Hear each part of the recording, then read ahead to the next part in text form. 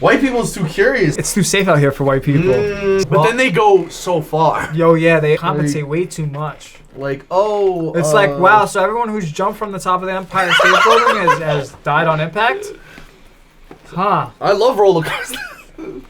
Huh. I do love roller coasters. But roller coasters are safe.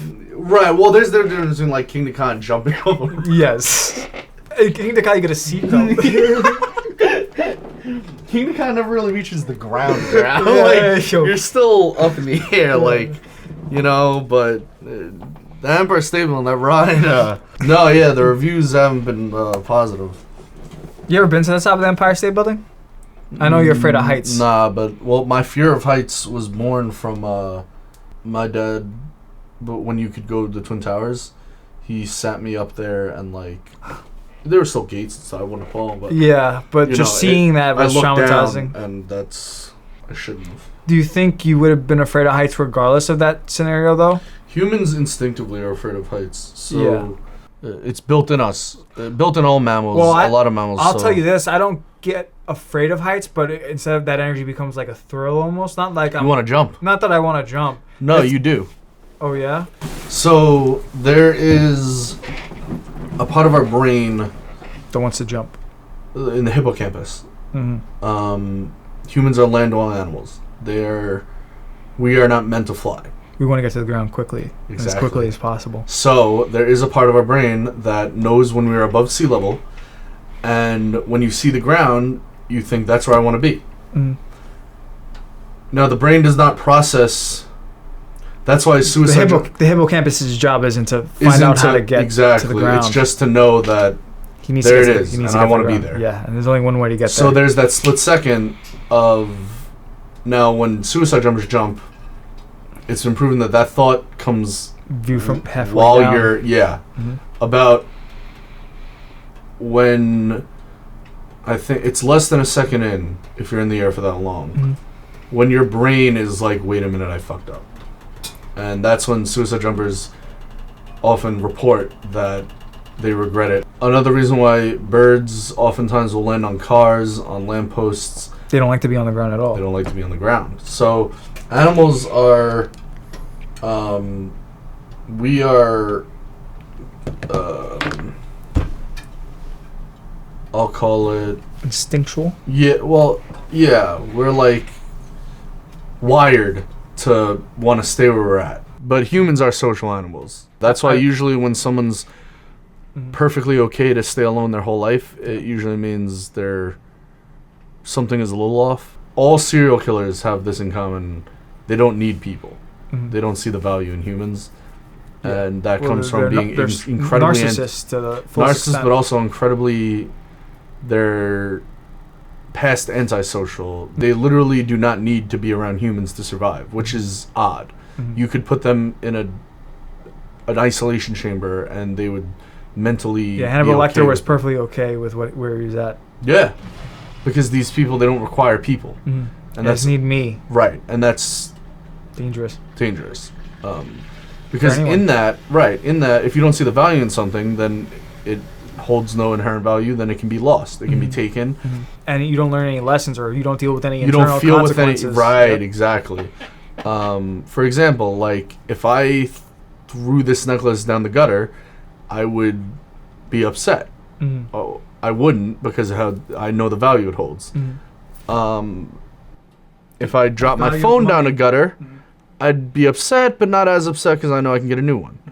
So, for example, from one of my birthday gifts this past year, my mom gave me my grandma's red sweater that she would always wear, and it means the world to me. I'm eventually going to have it framed with, like, some pictures of my grandma. That's something that holds no inherent value, but means the world to me. And I would be more upset about it than losing this chain. Because as expensive as this was, it can be replaced. Yes. That can. Yes. To you specifically. Exactly. So when these people have no value of human life, oftentimes why serial killers will often just kill themselves afterward. It's not necessarily remorse, it's because it's calculated. It's like, I just don't want to deal with the consequences of my actions. Yep. People think, he felt so bad he couldn't live. No. He didn't value his life either. Exactly. Yeah.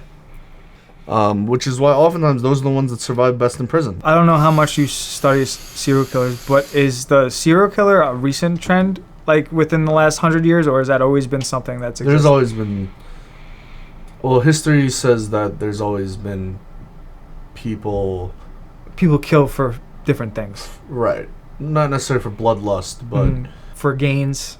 Right. And oftentimes in the past, like in the 1800s, if you killed for bloodlust, well, we got a job for you. You're a knight. Or you're... Yeah, it's true. You know, there's really no job for killing. An executioner. Nowadays, even a soldier, if you... Soldiers don't go out of their way to the good ones don't. Yeah. I would say most of them don't. It's looked down upon in the service, at least. Yeah. I know servicemen they avoid that... conflict. Yeah, they don't want to just... They're not... For example, they're not... Than that. If they were a soldier, but you were just a serial killer disguised as a soldier, you would also kill the innocent people. They're soldiers protect... Yeah, right, soldiers, obviously. when they get to a site, they try their best to protect the innocent, get them out, and then hit their target. A serial killer would just kill their own kind. If you give them a gun and people, they're gonna want to... Yeah. They have bloodlust. So they had an outlet. There's a reason why serial killer people don't know them well, because they don't let anyone in. They don't need people. But humans aren't wired that way. Just naturally we're not. Which is why serial killers have like this narcissistic disorder. It's not normal to not need people. You're still suffering side effects. Yeah, I never studied serial killers. I did study abnormal psych. And serial killers fall within that umbrella? They would fall under that. Certain pedophiles would fall under that. Some murderers would fall under that. Like Jack the Ripper. He wasn't just killing people. He was doing it in a maniacal and severe way and brutal way. And he reasoned with himself that it was fine. Again, they don't need people. They answer themselves only. So if I say that prostitutes shouldn't be alive, then they shouldn't be, and I'll take their life. And that was his specific target, prostitutes. Right. Yeah, because he didn't see value in prostitutes. Right. Yeah.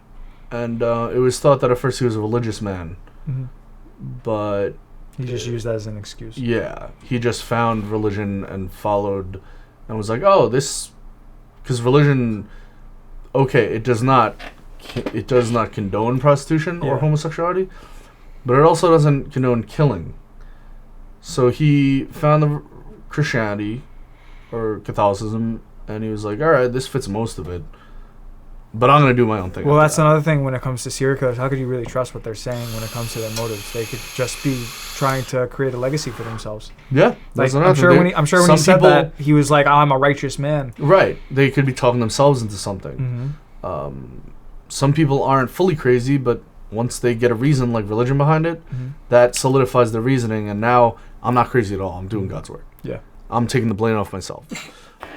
Which religion historically that was never part of it. Yeah, but then religion was used to control people. And it's... Right. Well, the church. Once it became I'm not going to call it a business even, but like once it became a physical entity, the church. I separate not only church and state, but church and religion. Yes. And church and God, man and God are different.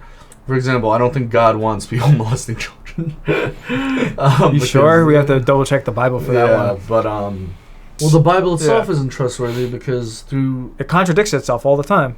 It contradicts itself for the specific person who wrote it. Exactly. So throughout history, if I told you a story and you told someone else a story, it would change slightly over time. Yes. I don't believe that we follow the original copy. Although I believe it does exist, like the oldest, or we do have the oldest one that we have, but it's not the one that's in production. Yeah. There's like an organization that does the American Bible. There's the American Bible, the King Arthur's Bible. Everyone has a different Bible. Right, and if you look at everyone's history, that Bible often follows historical events.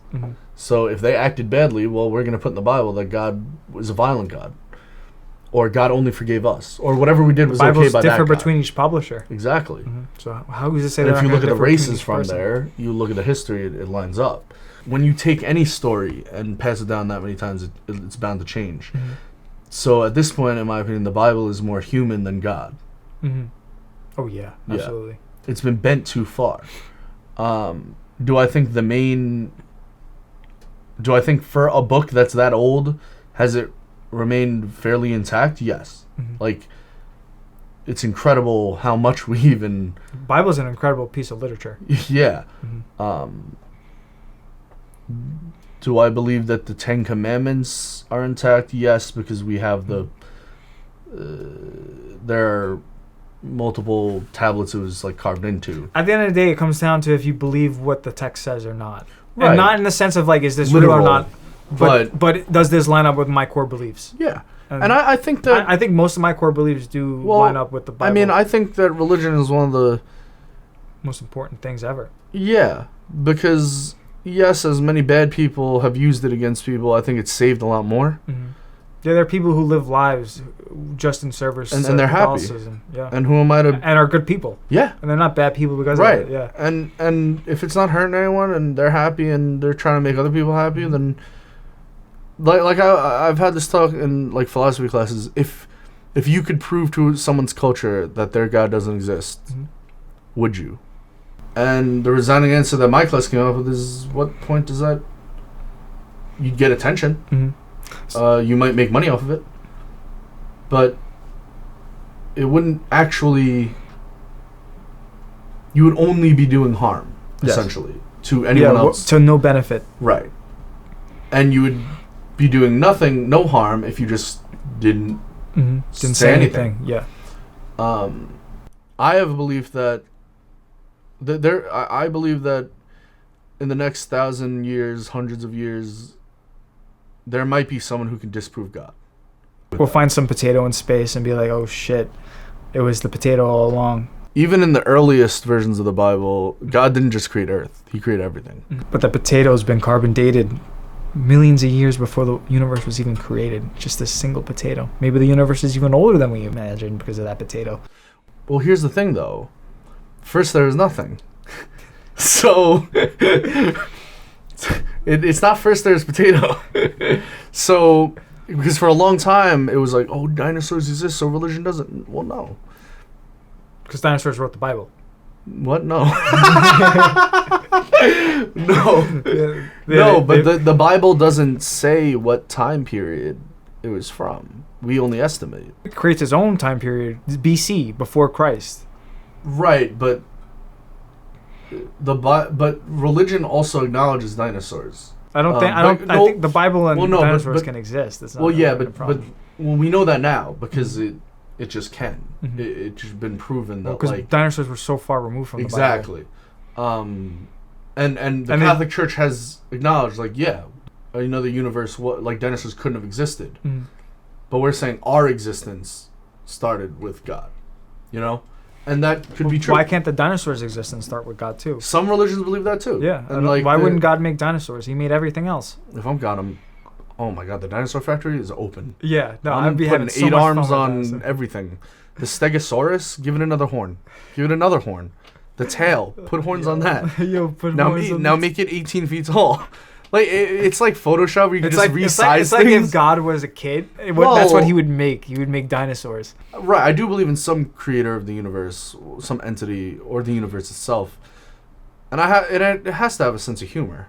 Like certain shit, God probably has a great sense of humor. God probably just put down the Stonehenge and was like, God probably keep thinking about it. God probably a little quick-witted. Yeah. He probably heard them all. Yeah.